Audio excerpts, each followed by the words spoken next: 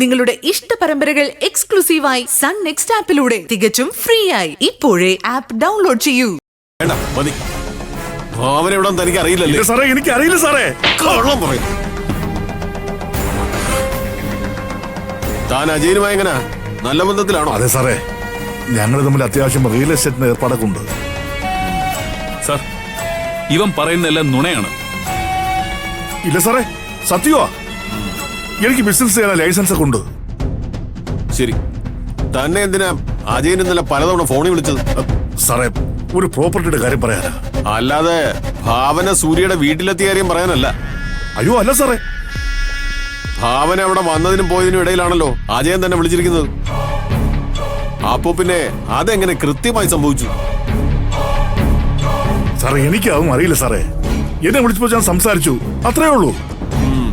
Sir, ഇയാളുടെ മുഖം കണ്ടാൽ അറിയാം സർ, ഇയാൾ പറയുന്നതൊക്കെ കള്ളമാണെന്ന്. സാറേ, ഞാൻ പറഞ്ഞതൊക്കെ സത്യം സാറേ. ഞാനിപ്പോ വളരെ മര്യാദയ്ക്ക് ജീവിക്കുന്നേ. താൻ മര്യാദക്കാണോ അല്ലാതെയാണോ ജീവിക്കുന്നതെന്നൊക്കെ ഞാൻ കണ്ടുപിടിച്ചോളാം. തന്നെ ഫോണിൽ കേട്ടോ.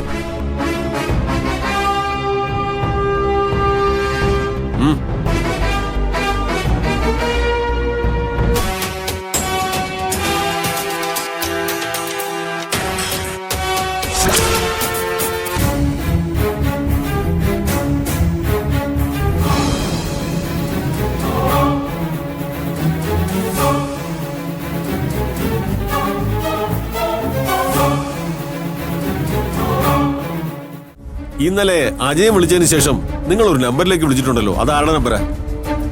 സാറേ, അതെന്റെ ഓഫീസ് സ്റ്റാഫിന്റെ നമ്പരാ. സർ, ഇവനെ വിശ്വസിക്കേണ്ട സർ.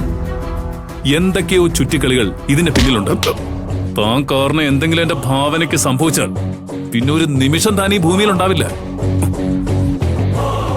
നിന്റെ ഭാവന അവളെ കൊണ്ടുപോകേണ്ട ഒരു